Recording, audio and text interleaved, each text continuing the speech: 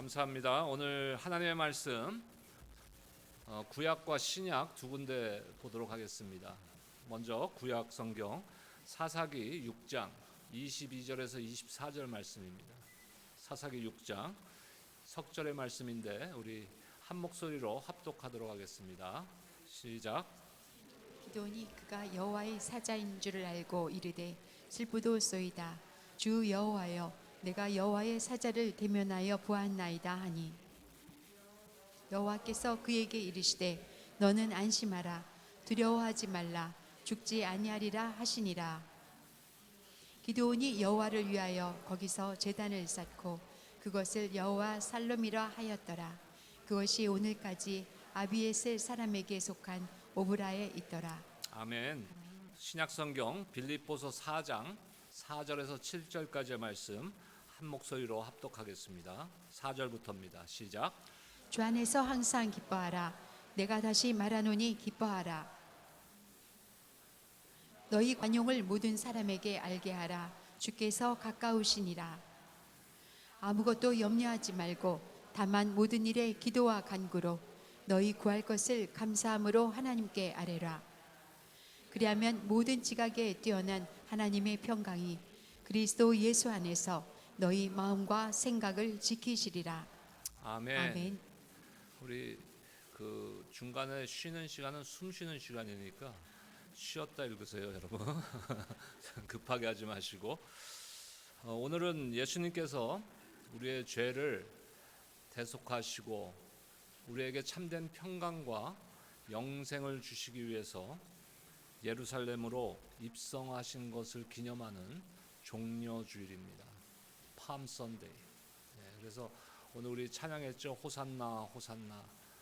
그 팜트리 종려나무 가지를 많은 사람들이 예수님께서 입성하실 때 흔들면서 호산나 호산나 다윗의 자손이요 하면서 주님을 찬양하며 환영했습니다. 하지만 바로 5일이 지나면은 그 환영했던 그 군중들에 의해서 예수님께서는 또 십자가에 못 박혀 죽으심을 당하십니다. 호산나라는 것은 우리에게 구원을 베풀어 주소서라는 뜻입니다. 우리에게 구원을 베풀어 주소서. 예수님께서 이 땅에 오셔서 성육신 하셔서 이 땅에 오신 이유와 목적이 바로 여기에 있는 것입니다. 우리의 죄를 대속하시고 우리에게 구원을 주시기 위함입니다. 우리의 삶 가운데 가장 필요한 것이 무엇입니까? 바로 이 구원입니다. 그리고 구원을 통해서 우리가 삶과 가정과 교회 안에서 참된 평강을 누리는 것이 바로 우리의 인생의 최대 목표인 것입니다. 유대인들에게 가장 익숙한 인사말이 뭡니까? 바로 오늘 말씀이죠. 하나님의 이름 중에 하나, 샬롬, 샬롬. 저는 이메일을 보낸다든지 문자를 보낼 때 뭐 100%는 아니지만 대부분 80, 90% 이상은 인사말을 샬롬으로 시작합니다. 샬롬.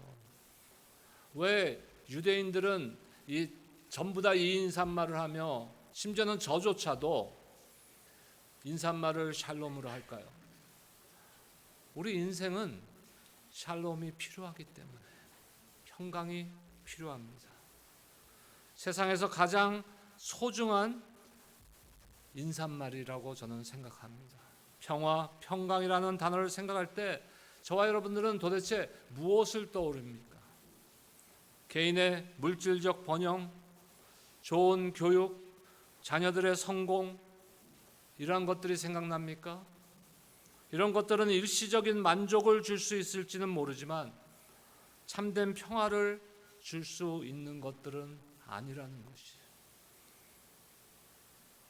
진정한 평화는 하나님의 임재 앞에 머물 때만 누릴 수 있습니다. 그런데 하나님의 임재에 우리가 어떻게 머물 수 있습니까? 그건 우리 의지로 내 힘으로 되는 것이 아니에요. 하나님께서 은혜로 우리 안에 함께 해주실 때 가능한 것입니다. 어떤 신학자는 샬롬이라는 말을 이렇게 정의했습니다. 우리를 둘러싼 모든 삶의 마당, 모든 인간 관계 속에서 전통적으로 궁극적으로 경험될 수 있는 충만하고도 온전한 은혜의 상태. 한마디로 요약하면 하나님의 은혜가 충만한 상태가 바로 샬롬이라는 거예요. 평강. 오늘 본문 중에 구약 성경인 사사기 6장의 말씀은 하나님께서 기드온을 이스라엘을 구원할 사사로 부르시는 장면입니다. 6장의 1절은 이렇게 시작합니다. 우리 1절 말씀 함께 읽겠습니다. 사사기 6장 1절입니다. 시작. 이스라엘 자손이 또 여호와의 목전에 악을 행하였으므로 여호와께서 7년 동안 그들을 미디안의 손에 넘겨주시니. 지금 미디안의 공격을 받아서 7년 동안 미디안의 침략 가운데 고통을 받게 되었다는 것이에요. 근데 중요한 것은 무엇 때문에 고통을 받았다고요? 하나님 앞에서 악을 행하였으므로. 근데 여호와의 목전에 악을 행하였으므로 앞에 뭐라고 지금 접속어가 있습니까? 또 한 번이 아니라는 거예요. 이번이 처음이 아니라는 거예요. 반복적으로 했다는 것이에요. 여러분 구약 성경을 보면은요, 이스라엘 백성들의 반복적인 그 모습들이 나옵니다. 어떤 반복적인 모습입니까? 하나님 앞에 불신앙으로 범죄하는 이스라엘이에요. 그 다음에 하나님의 진노가 임합니다. 하나님의 심판이 임합니다. 그러면 어떻게 해요? 살려달라는 하나님 앞에. 그럼 하나님께서는 긍휼을 베푸사 남겨진 소수의 사람들을 통해서 다시 회복을 일으키십니다. 근데 오늘 말씀처럼 또 이것이 반복되는 거예요. 이스라엘의 타락, 범죄, 불신앙, 하나님의 진노, 그들의 부르짖음, 하나님의 긍휼, 은혜, 회복, 그 다음에 또 뭐예요? 또 저는 오늘 말씀을 준비하면서 사사기의 말씀을 항상 묵상할 때마다 마찬가지지만 이것이 나의 모습이구나. 나의 반복적인 불신앙의 모습, 나의 반복적인 연약함의 모습. 그러다가 죽을 것 같으면 어떻게 합니까? 하나님 앞에 매달리죠. 주님 살려주세요. 종을 불쌍히 여겨주시옵소서. 긍휼히 여겨주시옵소서. 그러다 하나님의 그 은혜가 임하면 그 다음엔 또 하나님의 은혜가 언제 임했는지 잊어버리고 또 반복적으로 하는.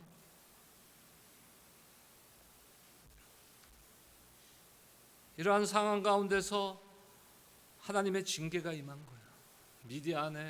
미디안 족속의 침략을 받게 된 것입니다. 오늘 말씀의 배경입니다. 이스라엘의 구약 시대의 역사를 볼 때 가장 어두웠던 시대, 가장 참 불신앙의 시대, 이때를 저는 사사 시대라고 봅니다. 이때 하나님께서는 이제 기드온을 부르셔서 기드온에게 사명을 주는 그 장면이에요. 어떤 사명을 줍니까? 너의 힘으로 이스라엘을 미디안의 손에서 구원하라. 미디안의 손에서 구원하라고, 이스라엘 백성을 구원하라고 기드온을 지금 부르신 거예요. 소명을 주시기 위해서. 근데 기드온은 어떤 사람이었습니까? 농부였어요. 젊은 농부였어요. 기드온은 감히 하나님의 부르심에 나 같은 부족한 사람이 어떻게 그런 일을 감당할 수 있습니까? 겸손한 모습을 보입니다. 그리고 그 여호와의 사자를 대접합니다. 하지만 여호와의 사자는 더 이상 보이지 않았어요. 중간중간 좀 생략해서 제가 얘기를 했습니다. 왜냐하면 굉장히 긴 스토리예요. 나중에 한번 6장 말씀을 쭉 한번 읽어보세요. 그리고서 오늘 본문에 하나님께서 이제 기드온에게 말씀하시는 거예요. 23절 말씀, 24절 말씀 함께 읽겠습니다. 시작. 여호와께서 그에게 이르시되 너는 안심하라, 두려워하지 말라, 죽지 아니하리라 하시니라. 기드온이 여호와를 위하여 거기서 제단을 쌓고 그것을 여호와 살롬이라 하였더라. 그것이 오늘까지 아비에셀 사람에게 속한 오브라에 있었더라. 기드온은요, 여호와의 사자인지 알고 하나님 앞에서 뭐라 그럽니까? 슬프도소이다. 두려움이 있는 거예요. 여러분, 이사야 6장을 보면요, 이사야를 하나님께서 부르실 때 성전 가득히 하나님의 영광이 임했어요. 구약시대 이스라엘 백성들은요, 하나님을 본인이 보면은 죽을 거라고 생각했어요. 그러니까 이사야도 이렇게 고백합니다. 기드온의 고백과 같이 내가 하나님을 봤으니 이제 죽은 목숨이다. 그때 하나님께서는 두려워하는 기드온을 안심시켰습니다. 두려워하지 말라, 네가 죽지 아니하리라. 그러자 기드온이 여호와를 위하여 거기서 제단을 쌓았어요. 그리고 그곳 이름을, 그 제단의 이름을 뭐라고 지었습니까? 여호와 샬롬. 하나님의 이름 중에 하나입니다. 여호와 샬롬. 여호와 평강의 하나님. 기드온이라는 한 젊은 농부가 이스라엘 민족을 국난에서 구출하는 지도자로 부르심을 받을 때 무엇을 경험했어요? 두려움에 쌓여 있는 거예요. 감히 나 같은 부족한 사람이 어떻게 이것을 감당할까요? 거기다 하나님을 뵀어요. 하나님의 영광을 뵀어요. 이제 죽은 목숨과 같은 거예요.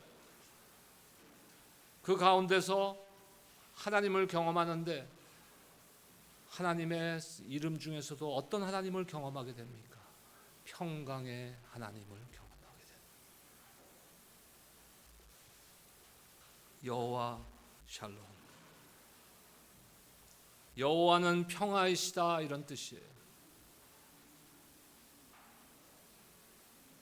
공동 번역에서는 이렇게 번역합니다. 안심시키는 야훼, 우리를 안심시켜 주시는 하나님이란 뜻이에요. 안심의 반대말은 뭡니까? 불안, 두려움, 염려, 걱정, 근심, 이런 거예요.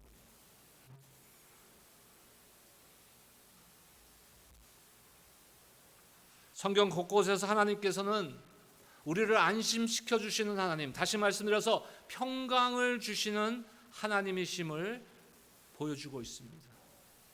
굉장히 많아요.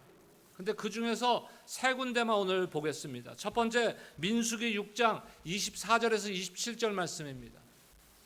민수기 6장 24절에서 27절입니다. 함께 읽겠습니다. 시작.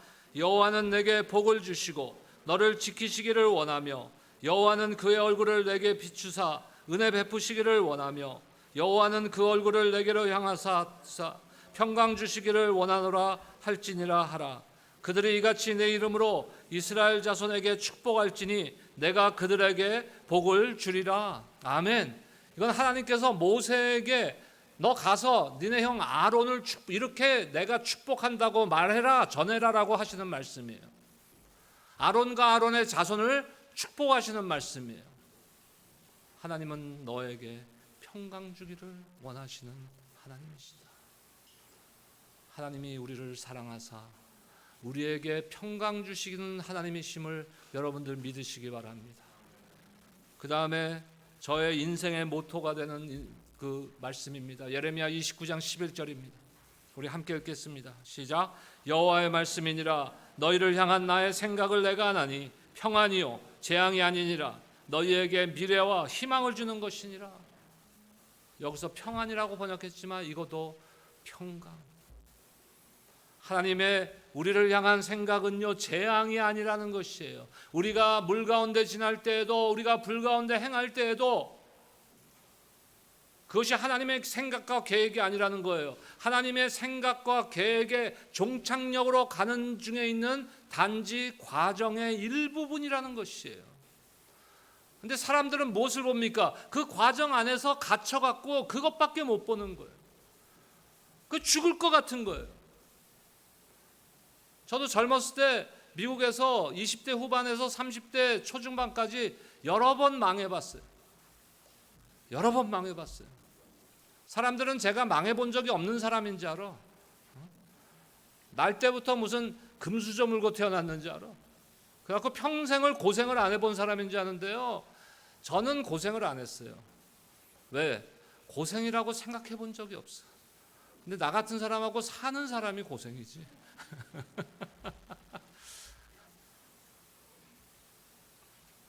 근데 그때는 사실 비즈니스 하다가 한번 망하면요, 페이먼도 못하고 애기들은 있고 죽을 것 같은 거야. 죽을 것 같은 거야. 그래서 좀 나아지면은 살 것 같아요. 근데 그게 얼마나 지속됩니까? 그래서 그런 거는, 그런 물질이나 세상적인 것의 상황과 상태로는요, 우리에게 참된 평강을 누릴 수 있게 해줄 수가 없다는 것이에요. 이것을 우리가 인정하고 믿어야 되는 것이에요. 특히 나이가 들어갈수록 이것을 더 인정해야 돼요. 근데 많은 사람들이요, 나이 들고 70대가 되고 80대가 되고 90대가 돼도 그거 끝까지 붙들고 있으려고 그래.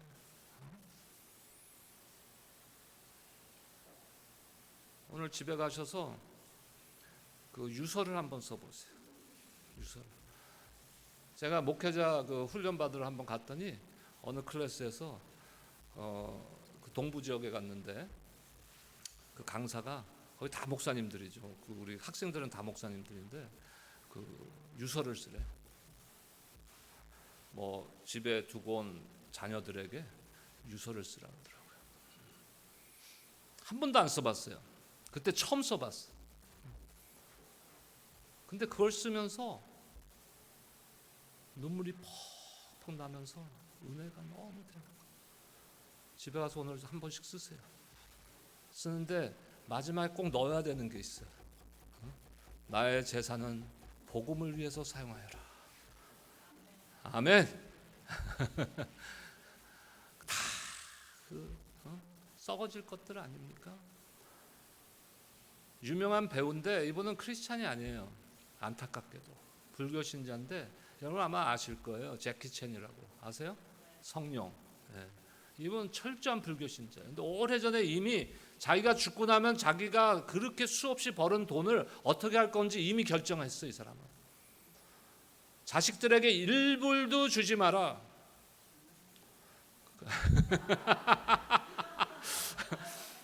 권사님 감사합니다. 그래서 그러면 어떻게 하냐? 그분이 하는 얘기는 뭐냐면요, 자식들이 똑똑하면은 이 돈이 없어도 자기가 알아서 살 거고, 자식들이 똑똑지 못하고 올바르지 못하면은 이 전 재산을 다 줘도 결국은 다 그냥 이렇게 해서 먹을 거다. 우리 크리스천들도 그런 우리 개념이 있어야 되는 거 아닙니까? 중요한 것은요, 하나님께서 우리를 어떻게 생각하시느냐가 중요한 거예요. 우리는 때로는 내가 하나님을 어떻게 생각하는가, 내가 우리 주님을 어떻게 생각하는 것을 굉장히 중요시하는데 그것은 중요한 게 아니에요. 여러분들이 어떻게 생각하든 상관없어요. 하나님은 변하지 않으시는 하나님이에요. 내가 생각하는 것에 따라서 하나님은 바뀌지 않아요. 하나님은 항상 그곳에 항상 같은 하나님이세요. 중요한 건 하나님이 나를 어떻게 생각하느냐. 너희를 향한 나의 생각은 내가 아노니 뭐라고요? 평안이요, 재앙이 아니니라. 너희에게 미래와 희망을 주기 위함이라. 여러분 이 말씀을 믿으십니까? 그러면서 오늘 본문에 사도 바울을 통해서 이렇게 말씀하십니다. 빌립보서 4장 7절 말씀 함께 읽겠습니다. 시작. 그리하면 모든 지각에 뛰어난 하나님의 평강이 그리스도 예수 안에서 너희 마음과 생각을 지키시리라. 여러분 하나님의 평강이 여러분들의 삶을 지키시기를 주의 이름으로 축복합니다. 여러분들의 마음과 생각을 지키시기를 주의 이름으로 축복합니다. 그러기 위해서 우리에게 하나님께서 명령하시는 것이 있어요. 사도 바울을 통해서. 그것을 여러분들과 나누고자 합니다. 사도 바울은 지금 빌립보 교회에 지금 편지를 보내고 있어요. 빌립보 교회 성도들에게 편지를 보냅니다. 같이 있는 게 아니에요. 같은 공간에 있는 것도 아니고 같은 지역에 있는 것도 아닙니다. 같은 상황에 있는 것은 더더욱 아니에요. 사도 바울의 상황은 어떤 상황이에요? 로마 감옥에 갇혀 있는 상황이에요. 자, 우리가 세상적으로 바라볼 때, 세상적인 생각을 할 때는 어떻게 감옥소에 갇혀 있는 사람이 세상에 자유롭게 살아가고 있는 사람들에게 평강을 이야기할 수 있어요? 이야기할 수 없는 거예요. 세상적인 관점으로는. 어떻게 가능합니까? 이것을 가능케 하시기 위해서 예수님께서 오늘 종려주일에 예루살렘으로 입성하셨고, 목요일 저녁에 잡히셨고, 금요일에 십자가를 지신 거예요. 그래서 이것이 가능해지고. 첫째, 사도 바울은 빌립보 교회 성도들에게 이렇게 권면하고 있습니다. 4절 말씀 보겠습니다. 함께 읽겠습니다. 시작. 주 안에서 항상 기뻐하라. 내가 다시 말하노니 기뻐하라. 기뻐하라고 권하고 있어요. 그러니까 우리가 참된 하나님의 평강을 누리기 위해서 우리가 해야 될 첫 번째 일은요, 평강을 위한 기쁨을 누리라는 것이. 기뻐하라. 크리스찬의 가장 기초, 우리 신앙의 가장 기초는요, 기쁨이에요. 기쁨이요. 왜? 예수님 때문에 기쁜 거예요. 예수님이 나 대신에 십자가를 지셨기 때문에, 그리고 나를 구원하셨기 때문에, 나에게 영생을 주셨기 때문에, 나에게 부활의 소망을 주셨기 때문에, 장차 다시 오셔서 이 땅을 새하늘과 새 땅으로 재창조하시고 나를 완전한 창조 때의 모습으로 회복시킬 것이기 때문에, 그래서 기뻐할 수 있는 거예요. 세상적인 조건 때문에 기뻐하고 슬퍼한다면요, 우리는 항상 기뻐할 수는 없어요. 솔직하잖아요. 그렇죠? 그게 솔직함 아닙니까? 어떻게 항상 기뻐해요? 항상 기뻐할 삶만 있습니까? 어제 제 아내가 이런 얘기를 하더라고요. 자기에게 하지 말라는데 나보고는 갑자기 무슨 로또더라 하여간에 뭐 여러 가지 있잖아요. 파워볼 아니고 뭔데 하여간에. 저 선교사님 그런 거에 관심 갖지 마세요. 메가가 오늘도 안 나왔대. 그래서 얼마라더라? 15억 원이 아니라 달러. 10억이에요? 뭘 이렇게 잘 아실라 그래 이거를. 그래서 내가 뭐라 그랬는지 알아요? 15억 달러가 아니라 150만 달러만 있어도 한이 없겠어요.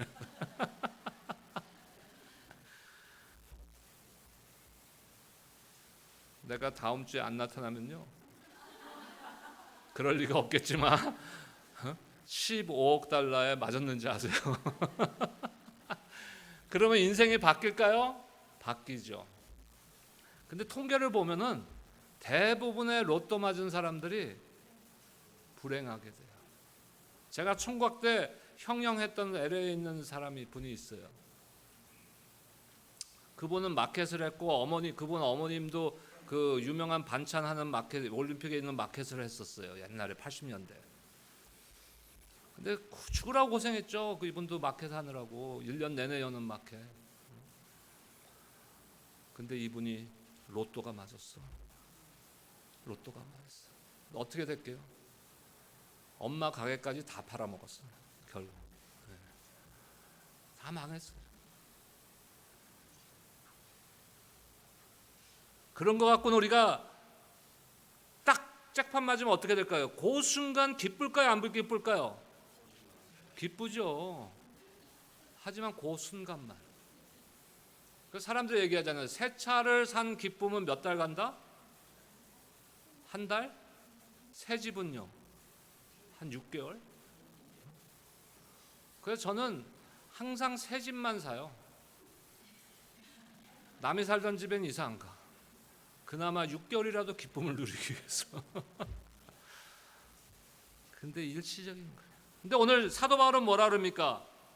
주 안에서 기뻐하라 그래요. 주 안에서. 그리고 또 한 가지 우리에게 권면하는 것이 항상 기뻐하라는 것이에요. 이것이 어떻게 가능하냐? 이 두 가지를 우리가 복합적으로 생각해야 되는 거예요. 항상 기뻐해야 되는데 그것은 언제만 가능하다? 주 안에서만 가능하다. 주 밖에서는 안 된다는 거예요. 세상에 어떤 것을 가져도 15억 달러를 가져도 불가능하다는 것이. 세상이 주는 기쁨은 일시적이고 곧 안개와 같이 사라질 것임을 말씀하시는 것입니다. 주 안에서라는 말씀은 주 예수께서 우리에게 주신 구원과 그 안에 포함된 모든 은혜들을 포함하고 있는 것이에요. 그 은혜의 근본적인 은혜가, 가장 근본적인 은혜가 뭡니까? 우리를 죄에서 구원하신, 우리의 죄 문제, 죽음의 문제를 해결해 주신 거예요. 오늘도 여기 의사 선생님들이 계시지만 세상에는 불치병이 없습니다. 목사님 무슨 그런 무식한 얘기를. 아니요. 난치병이죠. 기적적으로 우리가 불치병이라고 생각하는 병에서도 기적적으로 회복되는 사람들이 간혹 있잖아요. 난치병이라는 거예요. 난치병. 근데 이 세상에 불치병이 하나 있어요. 딱 하나. 그게 뭔지 아십니까? 죽음이에요. 죽음. 이거는 우리도 누구도 피할 수 없는, 누구도 고칠 수 없는 불치병인 거예요. 날 때부터 갖고 있는 불치병이에요.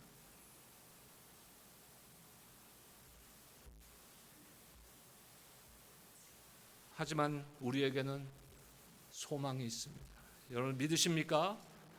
왜요? 이 문제를 예수 그리스도께서 십자가에서 해결해 주셨기 때문에.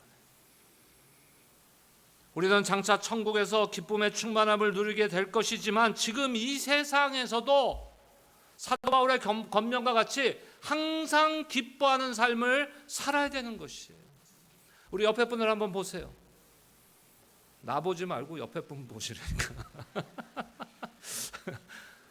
항상 기뻐하십시오. 근데 얼굴이 기뻐하는 얼굴들이 아니야. 기쁨은 성령께서 구원받은 성도들 속에서 일하셔서 맺게 하시는 복된 열매인 거예요. 두 번째로 우리가 참된 평강을 누릴 수 있는 방법은 오늘 사도 바울이 권면합니다. 5절 말씀 보겠습니다. 함께 읽겠습니다. 시작. 너희 관용을 모든 사람에게 알게 하라. 주께서 가까우시니라. 관용하라는 것이 서로 관용하라. 모든 사람을 관용하라. 관용이란 게 뭐예요? 온유함, 친절함, 너그러움, 용서, 이러한 의미를 담고 있는 것이에요. 근데 아이러니하게도 제일 관용을 못하는 대상이 누군지 아세요? 우리가 세상을 살아가면서 여러 그 인간관계가 형성되잖아요. 근데 사람들이 제일 관용을 못 베푸는, 관용하지 못하는, 용서하지 못하는 관계가 어떤 관계인지 아세요? 가족관계예요. 가족관계. 부부, 부모, 자녀. 그래서 이것을 해결하지 못하고 세상을 떠나는 사람들을 수없이 봤어요. 제가 호스피스 채플린 할 때 그 죽어가는 분들 아니에요. 다 빠르면 그 다음날 돌아가신 분들도 계시고 어떤 분들은 3일에서 일주일, 어떤 분들은 길어야 한 달이에요. 그런 분들 중에서 상당수가 목사님, 우리 와이프에게 용서를 구하고 싶은데 입이 안 떨어져요. 다 직분 받은 분들. 미국에서는요, 교포들은 3분의 2는 다 교회에서 직분 받았어요. 다 집사, 권사, 장로야, 다. 집사님, 나중에 권사님 오시면은 오늘이라도 하세요. 그러고 이제 전 돌아옵니다. 저를 돕는 소셜 워커가 그 다음날 새벽에 문자를 보내요. 목사님, 그 집사님 오늘 2시 몇 분, 새벽 몇 시에 소천하셨습니다. 말 못하고 가신. 오늘 사도 바울은 우리에게 뭐라고 관용합니까? 네가 원하는 사람을 관용하라 그래요? 모든 사람에게 너희의 관용을 보이라. 어떨 때는요, It's too late. 너무 늦어지는 거예요. 성격 탓합니다. 저는 MBTI 했었죠. INTJ인가?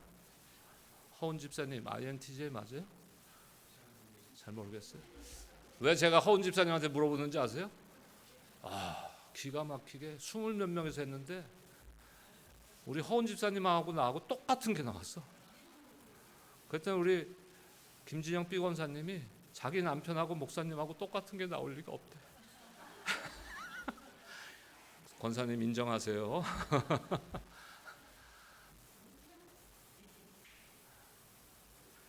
성격 탓했어. 저도. 저희 아버님이 3년 전에 소천하셨죠. 한 번도 아버지한테 제가 아버지 사랑합니다 하는 얘기를 해본 적이 없어요. 여기까지만 나오는 거야 항상. 우리 아버지도 자식들에게 사랑한다 한 말을 해보신 적이 없는, 5남매를 키우면서 자식들을 한 번도 안아본 적이 없는 분이에요. 근데 손주들은 안으시더라고. 손주들은 딱 2분 안으시더라고. 2분 안더니 야 데려가라. 근데 아버지도 저한테 아들아 사랑한다 해보신 적이 없고 나도 아버지한테 사랑한다고 말한 적이 없어요. 사람들이 객관적으로 볼 때는 저도 약간은 완고함이 있지만 저희 아버님이 훨씬 완고한 분이라고 봐요, 사람들은. 근데 그 벽을 나는 끝까지 못 허물었어요, 아버지 돌아가실 때까지. 근데 저희 아버지는 허무시더라고요. 김 목사 사랑한다.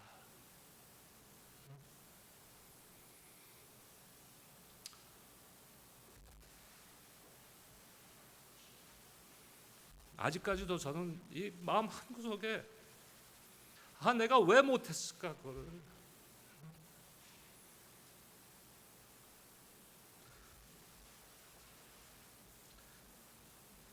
여러분, 하나님께서는 우리가 서로 용납하기를 원합니다. 왜 용납 못합니까? 왜 부부간에 용납을 못해요? 나와 다른 걸 인정을 못하기 때문에 그러는 거예요. 나와 다른 걸 받아들이지 못하기 때문에. 그래서 어떻게 합니까? 저 사람을 내가 원하는 대로 바꿔야지 하는 거예요. 저도 그걸 포기하는데 결혼해서 지금 40년 가까이 살았지만 신혼 초에 그것을 포기 못해서 제 아내와 10년을 스트러글 했어요. 서로가. 저 사람이 나랑 다른데 이걸 받아들이질 못하는 거예요. 그러니까 그 사람을 자꾸 바꾸려고 그러는 거야. 어리석은 거죠. 안 바뀌어요. 서로 다른 것을 용납 못하고 자기 뜻대로 자꾸 상대방을 생각하고 상대방을 변화시키려 하고 바꾸려고 하니까는 문제가 생기는 거예요. 교회도 마찬가지 아닙니까? 교회의 대부분의 다툼은요, 나와 다른 것을 인정하지 않기 때문에 다투는 거예요.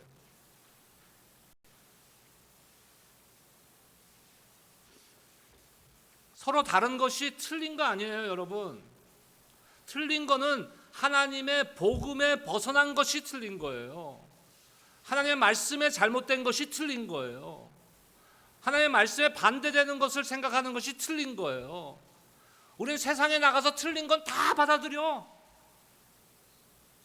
그래서 정작 교회 안에서 서로 다른 것은 틀렸어, 당신 틀렸어, 권사님 틀렸어, 집사님 틀렸어 하면서 받아들이지 못한다는 거예요. 그런데 사도 바울을 통해서 하나님께서는 뭐라고 말씀하세요? 모든 사람에게 관용을 보이라고 하시는 거예요. 어떻게 이것이 가능할까요? 5절 하반부에 그 답이 있어요. 뭐라 그러십니까? 주께서 가까우시니라. 주께서 가까우시니라. 성도가 모든 사람에게 온유하고 친절하고 너그럽게 대할 수 있는 까닭은 모든 판단은, 결론은 주께서 다시 오시면 내리실 거기 때문에 주께 맡기라는 거예요. 더 나아가서 주님이 지금 내 안에 함께 하시고 계시기 때문에.